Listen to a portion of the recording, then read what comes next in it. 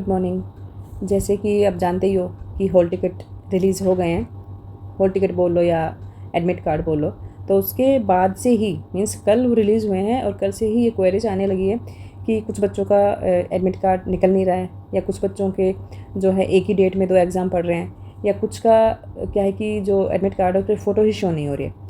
तो ये कुछ क्वेरीज हैं, आज इस पर बात करेंगे हम। तो इन्हीं चीज़ों को सॉल्व करने की कोशिश करेंगे।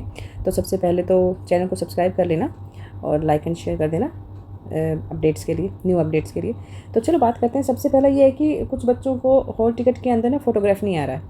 आपको जो हॉल टिकट जो मिला हुआ है उसमें कुछ बच्चों के तो फ़ोटो लगे हुए आ रहे हैं जो जब वो डाउनलोड कर रहे हैं, लेकिन कुछ बच्चे कंप्लेन कर रहे हैं कि उनका फ़ोटो लगा हुआ नहीं आ रहा है। तो अब हम क्या करें? तो सबसे पहले तो आप एक काम कर सकते हैं कि अभी एग्ज़ाम शुरू होने में काफ़ी टाइम है। तो काफ़ी टाइम का मतलब 10 से 15 से 20 दिन का टाइम है, इवन उससे भी थोड़ा सा ज़्यादा ही है।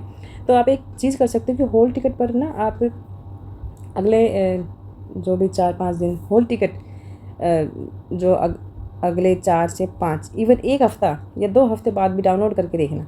ठीक है, जब से ये जैसे कल हुआ है तो 1-2 हफ़्ते बाद दोबारा से डाउनलोड करके देखना अगर आपका फ़ोटो उसमें शो हुआ है या नहीं हुआ है। अगर नहीं होता है तो कोई दिक्कत वाली बात नहीं है। आप बिना एडमिट कार्ड मीन्स बिना फ़ोटो के एडमिट कार्ड वाला फ़ोटोग्राफ वाला एडमिट कार्ड का प्रिंट आउट ले लो। ठीक है, और उस पर खुद से फ़ोटो लगा लो, कोई प्रॉब्लम नहीं है। अपने आप से एक पासपोर्ट साइज फ़ोटो लो और उसको आप उस पर पेस्ट कर देना। एग्ज़ाम सेंटर में जाने से पहले उस फोटोग्राफ को पेस्ट कर दो। ऑलराइट। इसके अलावा एडमिट कार्ड ही मान लो शो नहीं हो रहा है कि आप लोग अपना वो लॉगिन कर रहे हो, बट वो एडमिट कार्ड ही शो नहीं हो रहा। तो यहाँ पर आप लोगों का जो एग्ज़ामिनेशन फॉर्म था जो आपने 2 मई तक भरा था, 2 मई तक ऑनलाइन भरा था ना सबने, तो उसकी रिसीट तो होगी सबके पास कि काफ़ी अच्छा। कुछ क्या होता है कि कुछ बच्चे ना एग्ज़ामिनेशन फॉर्म और री रजिस्टर को ना एक ही चीज़ समझ लेते हैं, इससे भी बहुत कन्फ्यूज़न होता है। दोनों चीज़ें अलग थी और दोनों की फ़ीस अलग थी दोनों फॉर्म्स की, और वो पर सब्जेक्ट के हिसाब से ली गई थी, सबको पता ही है। लेकिन उसके बावजूद भी अगर आपका एडमिट कार्ड शो नहीं हो रहा है तो 3 से 4 दिन का वेट कर लो। ठीक है, इसी टाइम में भी अगर उसके बाद भी शो नहीं होता है तो वेट मत करना। तो आप एक काम करना, जो इग्नू का गैस पोर्टल होता है उसमें जाकर अपनी क्वेरी डाल देना। ठीक है कि हाँ सर, हम मैम मीन्स जो भी आपने लिखना है, सर मैम एडमिट कार्ड है वो आया नहीं है। तो एक मैं साइट बताती हूँ, एक ग्रीम्स पोर्टल पर है। तो उसमें क्या करोगे आप, जब उस पर जाओगे ना तो इस पोर्टल के अंदर आप सिलेक्ट करोगे अपनी क्वेरी, जैसे कि हॉल टिकट हो गया, या मोस्ट लाइक जैसे हॉल टिकट का ऑप्शन रहेगा तो आप उसको सिलेक्ट करना, हॉल टिकट का ऑप्शन। इसके बाद यहाँ पे सब्जेक्ट में सिलेक्ट करना होता है हॉल टिकट नोट जनरेट, और आप सिलेक्ट कर दोगे कि भाई इसको नेक्स्ट करोगे। ठीक है, तो आपको ना पर्सनल डिटेल्स यहाँ पर वो they ask your about your personal details, region centre enrolment number और ये सारी चीज़ें पूछेगा। तो ये सारी क्वेरी डाल देना और उसमें लिखना कि एग्जामिनेशन फॉर्म भरा था और उसका एग्जामिनेशन फॉर्म का रिसीट भी अटैच कर देना उसके साथ। मीन्स आप लिखोगे कि मैं रिसीट भी अटैच कर रहा हूँ लेकिन मेरा एडमिट कार्ड अभी तक शो नहीं हो रहा है। ठीक है, उसके साथ ही एक अपने जो रिसीट के स्क्रीनशॉट अटैच कर देना उसी फाइल में। तो एनरोलमेंट नंबर डालने के बाद आपको वहाँ पे रिकॉर्ड नोट फाउंड या जो भी प्रॉब्लम आ रही होगी वो ठीक है, मतलब ये शो हो जाएगा। तो इतना करके आप लोग इस फॉर्म को भर देना और 2 दिन मिनिमम लगते हैं आई थिंक। हाँ, 2 दिन लगते होंगे तो रिप्लाई आने में। अगर रिप्लाई आता है तो अच्छी बात है, अदरवाइज़ 5-6 दिन के अंदर आप 5-6 दिन मतलब निकल जाने दो। उसके बाद आप अपने रीजनल सेंटर में इमीडिएट जाना। ये प्रोसेस करने के बाद भी अगर वो शो नहीं होता है आपका एडमिट कार्ड तो इमीडिएट रीजन सेंटर जाना पड़ेगा आपको। ठीक है, और वहाँ पे बताना कि मैंने फॉर्म भरा था, एडमिट कार्ड नहीं आया है। उनको आप ये बताना वहाँ पे रीजन सेंटर पे जाके, उनको अपनी सारी प्रॉब्लम बताना है रीजन सेंटर में जाके। दूसरा ये है कि जिन बच्चों ने ऑफलाइन मोड में फॉर्म भरा था, 10 से 25 मई तक का टाइम है, रीजन सेंटर पे जाके भरना होता है, सबको पता है। तो जो वहाँ पर भरवाए जा रहे हैं अभी भी, ठीक है, जिसने फॉर्म नहीं भरा तो प्लीज़ जाओ, 25 तारीख की लास्ट डेट है। आप अपना रीजन सेंटर में चले जाओ, इग्नू का आईडी कार्ड और एक डिमांड ड्राफ्ट ले जाना, जितनी भी आपकी फ़ीस होती है विद लेट फीस। ठीक है, वो लेके जाना, अपने रीजन सेंटर में जाओ, उसके बाद आपको एडमिट कार्ड मिलेगा। अब जो बच्चे already exam form online mode में भर चुके, सबमिट भी कर चुके, उनका भी अभी तक एडमिट कार्ड नहीं आया है, तो अब क्या करें?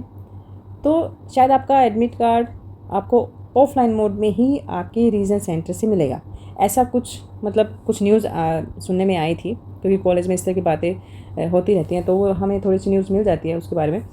तो वहाँ पर ऑफलाइन मोड में ही सबमिट करके आए हो अपने फॉर्म, ठीक है। तो आप रिजल्ट सेंटर में फिजिकली जाओ, कांटेक्ट करो जिसने भी ऑफलाइन फॉर्म भरा था उसका एडमिट कार्ड अगर शो नहीं हो रहा है तो। इसके बाद भी काफ़ी स्टूडेंट ये बोल रहे हैं कि हमारा 2 एग्ज़ाम एक ही दिन हो गया।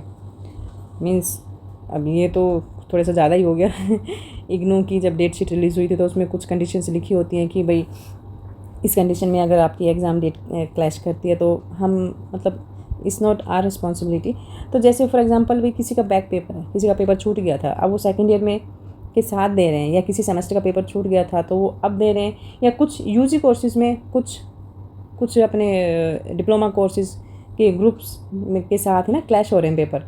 तो कुछ कंडीशन हैं जिनमें मतलब इग्नू जिम्मेदार अपने आप को नहीं मानता, तो आपकी जो डेट्स हैं वो क्लैश कर रही हैं, आपको पता ही है। तो ऐसी सिचुएशन में क्या किया जाए? ऐसी सिचुएशन में एक तो चीज़ हो सकती है कि आपका जो भी टाइमिंग है, जो सेम टाइमिंग पड़ रहा है, अगर मॉर्निंग या इवनिंग की टाइमिंग है तो समझ में आता है थोड़ा सा, बट अगर मॉर्निंग या इवनिंग की टाइम है फिर भी चलो थोड़ा सा मतलब समझ में आ जाती है, लेकिन टाइमिंग भी सेम है और फिर भी कोई पॉसिबिलिटी नहीं है कि वो चीज़ चेंज होगी या वो आपका जो एग्ज़ाम 2 पढ़ रहे हैं। तो क्योंकि क्या होता है कि सभी के साथ ये चीज़ें हो जाती, सभी के साथ नहीं होती, मतलब कुछ के साथ हो जाती है जिसमें वो जो पर्टिकुलर सब्जेक्ट चूज़ कर रहे होते हो कई बार। तो ऐसी सिचुएशन में मतलब अनफॉर्चुनेटली आपको एक ही एग्ज़ाम दे पाओगे। अगर एक दिन में 2 एग्ज़ाम पढ़ रहे हैं तो उसमें देखो कुछ नहीं हो सकता, आप एक ही एग्ज़ाम दे पाओगे, और जो बचा हुआ एग्ज़ाम है वो आप बाद में कब, जब दिसंबर में दोबारा होगा ना एग्ज़ाम, तो उसमें आप वो एग्ज़ाम दे सकते हो। इसके बाद अगर एडमिट कार्ड में सब्जेक्ट ही गलत शो हो रहा है तो पहले तो ये देखो कि आपने जो फॉर्म में भरा था उसमें सब्जेक्ट सारे ही आपने चूज़ करे भी थे, या मतलब अगर फॉर्म में जो भी सब्जेक्ट आपने चूज़ कर रहे होंगे या सिर्फ वही सब्जेक्ट आपने एडमिट कार्ड में आएंगे।